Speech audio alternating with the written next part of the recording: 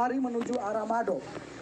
Sampai di Mado, dokter sendiri dihadang, kemudian dipukuli dengan besi, kemudian digiring ke jurang dan langsung ditendang ke arah jurang. Pada pukul 9 lewat sekitar 11 menit, mereka bergerak lagi menuju ke barak yang kedua yang dipimpin langsung oleh saya sendiri sebagai ketua tim. Di situ kami ada 6 orang. Saya sendiri sebagai ketua tim, Paman Selo, Paman Emmanuel Abi, Paman Patra, Suster Christine, Suster Anti dan juga Suster Ella yang sudah menjadi almarhum. Pada saat itu juga mereka melakukan hal yang sama, menghancurkan kaca-kaca jendela dan juga memukul pintu-pintu, berusaha untuk masuk ke dalam untuk menyerang kami. Mereka juga menyiram bensin di sekitar barak medis dan juga mulai membakarnya. Saat pembakaran terjadi, yang ada di dalam puskesmas hanya tersisa saya, Paman Patra dan juga ketiga suster itu. Paman Eman saat itu berada di dalam puskesmas karena sedang buang air besar. Pada saat itu sedang terjadi pembakaran, saya sendiri meminta untuk ketiga teman putri saya atau suster untuk kami segera keluar dari dalam barak itu. Tetapi karena mereka perempuan tidak bisa mengantisipasi situasi, sehingga mereka memilih lebih tenang di dalam barak itu. Makin lama asap makin tebal, rumah sudah mulai barak sudah mulai terbakar, sehingga saya memilih untuk mengurung ketiga teman suster tadi bersama saya langsung di dalam kamar WC karena agak lebih aman. Sekitar pukul 9 lewat 20 menit sudah tidak bisa ditahan lagi karena memang rumah sudah plafon-plafon yang terbakar sudah mulai pada runtuh. Sehingga saya memilih untuk mengajak ketiga suster ini untuk keluar dari dalam barak medis. Pada saat kami berusaha untuk lari menghindari amukan KKB, kami memilih lari ke depan, mereka sudah menghadang kami pada posisi depan. Kemudian saya berusaha merangkul ketiga suster menuju ke jurang, tetapi sampai di belakang jurang yang ada di belakang barak medis juga mereka sudah berada di situ dengan diperlengkapi senjata dan juga busur dan anak panah. Akhirnya saya berusaha untuk mengamankan ketiga suster ke rumah warga yang terdekat jaraknya sekitar 5 meter dari barak medis itu. Sesampainya di situ mereka juga ada di situ berusaha untuk membakar rumah warga yang di sebelah. Akhirnya saya memilih untuk mengamankan ketiga suster di dalam gedung di dalam kamar mandi dari rumah masyarakat itu. Sekitar 30 menit kami berada di dalam kamar WC.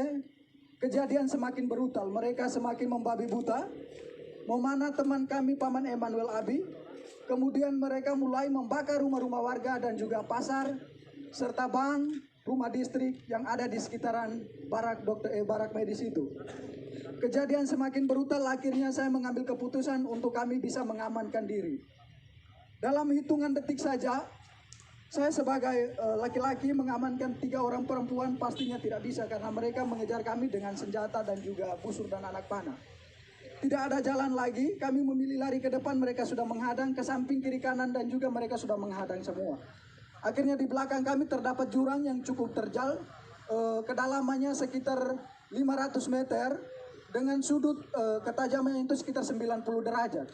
Tanpa berpikir panjang, saya bertanya kepada ketiga suster itu bagaimana kita harus mengamankan diri. Mereka menjawabnya, kita lompat saja. Akhirnya tanpa berpikir panjang, saya menghitung 1 sampai 3 dan saya sendiri lompat pertama. Kemudian ketiga suster mengikuti saya untuk melompatnya. Sesampainya di bawah kami pikir bahwa kami sudah aman dari kejaran mereka, tetapi mereka tetap mengikuti kami ke bawah. Sampai ke bawah saya sendiri tersangkut di akar pohon. Kemudian ketiga suster yang lainnya, yang satunya Suster Kris tersangkut di pohon juga. Suster Ella tersangkut di antara semak-semak. Kemudian Suster Anti, dia melompat jaraknya sekitar 150 meter ke kedalaman jurang ini gitu. Dan dia juga tersangkut di semak-semak. Mereka terus mengikut kami ke bawah, kemudian mendapati Suster Anti di bawah. Kemudian mereka naik, dapat lagi Suster Ella yang sekarang sudah ada di almarhum. Kemudian mereka dapat lagi Suster Kris. Saya sendiri mereka tidak dapat karena saya sembunyi di antara tebing dan juga akar-akar. Kemudian mereka mengumpulkan ketiga suster ini. Kemudian mereka semakin membabi buta. Mereka mulai menelanjangi suster dengan tidak membuka pakainya secara sopan, tetapi mereka menelanjangi dia dengan parang tajam atau parang, langsung dipotong saja pakaian mereka, mulai dibuka dari baju sampai celana dalam semuanya. Mereka tiga ditelanjangi, kemudian mulai dianiaya secara tidak manusiawi. Paha mereka ditikam, muka mereka ditonjok, kemudian minta maaf tetapi kemaluan mereka ditikam juga dengan parah. Kejadian semakin brutal karena jumlah mereka semakin banyak. Akhirnya suster-suster ini tidak berdaya lagi. Mereka semakin lemah, akhirnya mereka pingsan. Dalam keadaan pingsan mereka dipikir bahwa mereka sudah meninggal, sehingga terpaksa mereka didorong lagi ke dalam jurang yang lebih dalam. Kedalaman jurang itu sekitar 300 sampai 400 meter. Suster Christine yang didorong pertama, kemudian Suster Anti dan juga Suster Almarhum atau Suster Ella. Sesampainya dibawa ke dalam jurang itu, Suster Anti langsung pingsan, dalam keadaan pingsan tidak sadarkan diri. Suster Chris masih sempat dari pingsannya bisa sadar. Suster Ella juga dari pingsannya bisa sadar kembali. Akan tetapi dalam keadaan itu mereka tetap ikut ke bawah. Kemudian Suster Anti dan Suster Chris masih bisa bertahan untuk memilih untuk menghindar dari mereka dengan menyembunyi di semak-semak. Suster Ella yang sudah tidak, walaupun dalam keadaan sadar tetapi sudah tidak berdaya, nyangkutnya di pohon sehingga mereka ikut ke bawah lalu membunuhnya secara babi buta dengan menikam di bagian perut-perutnya dan juga kemungkinan mulutnya dibelah. Sehingga Suster Almarhum dinyatakan meninggal pada saat itu. Kemudian teman-teman yang lain dari barak dokter, Paman Lukas dan juga Paman Siti, Suster Siti, mereka langsung bergegas menuju ke mengamankan diri di Koramil dengan pengamanan para TNI yang ada di tempat itu. Kemudian Paman Denny memilih untuk mengungsi, bertahan di rumah warga. Dokter sendiri langsung ditendang ke jurang. Paman Gerat yang lari bersama dokter ke Mado, sampai dengan detik ini juga belum ditemukan. Suster Ella yang menjadi almarhum sudah ditemukan 2 hari yang lalu, sekitar pukul 17:30 kami berhasil menemukan dia bersama Suster Chris. Suster Chris bertahan selama 3 hari berada di bawah jurang itu. Puji Tuhan dia masih hidup. Yang meninggal hanya Suster Ella. Dia sudah ditemukan dalam keadaan tidak bernyawa. Mukanya sudah penuh pada belatung karena dibelah semua. Luka-lukanya sudah pada belatung semua. Dan kemungkinan ini hari ke-5, ke-6-nya. Sehingga mungkin almarhum tinggal tulang atau daging, sisa-sisa dagingnya saja. Kemudian Paman Lukas dan juga Pak Suster Siti langsung diamankan oleh pihak tentara yang ada di Koramil menuju ke pos Pamtas 403 yang ada di ketinggian atau yang di puncak.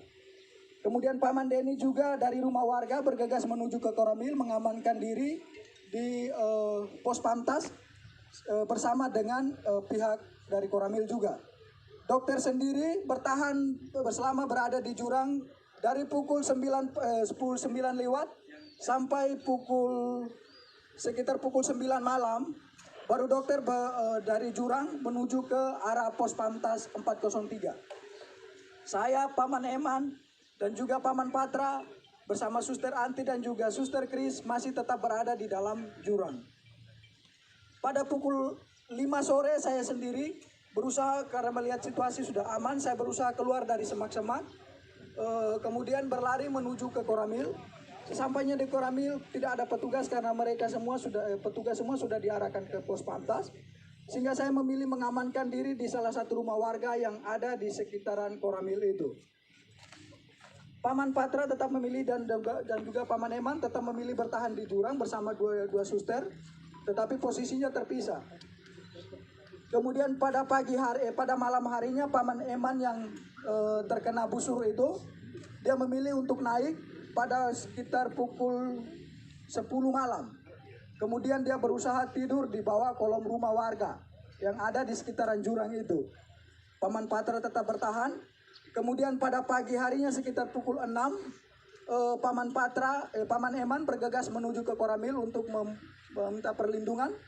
Begitu juga Paman Patra, sehingga pada sekitar pukul 7 kami 3 bertemu di Koramil dalam keadaan selamat. Suster Anti dan Suster Kris masih tetap bertahan di jurang. Suster Anti keluar dari jurang sekitar pukul 10 malam dengan kondisi saat itu hujan deras. Dalam keadaan telanjang, dia dari jurang menuju ke Polsek Kiwirok. Sesampainya di Polsek Kiwirok tidak ada petugas karena memang petugas semua sudah pada ngungsi sudah pada diamankan ke pos Pamtas itu. Mereka bertugasnya di situ. Kemudian Suster Anti memilih untuk bertahan di pos, tetapi karena takut dengan situasi, dia berusaha keluar dari pos lalu kembali bersembunyi di semak-semak. Sampai pada sekitar pukul 7 pagi, itu ada kegiatan pembersihan dari pos Pamtas 403, sehingga Suster Anti memilih untuk keluar dari semak-semak karena memang dia juga sudah pada tidak berdaya lagi. Menurut keterangan dari Suster Anti bahwa pada saat itu dia sudah pada siap untuk pasrah, untuk mati karena memang sudah tidak sama sekali tidak berdaya, tetapi dia berusaha merangkak pelan-pelan sampai ke pos polsek sehingga berteriak dan meminta pertolongan daripada pihak pos Pamtas. Istirahat dulu.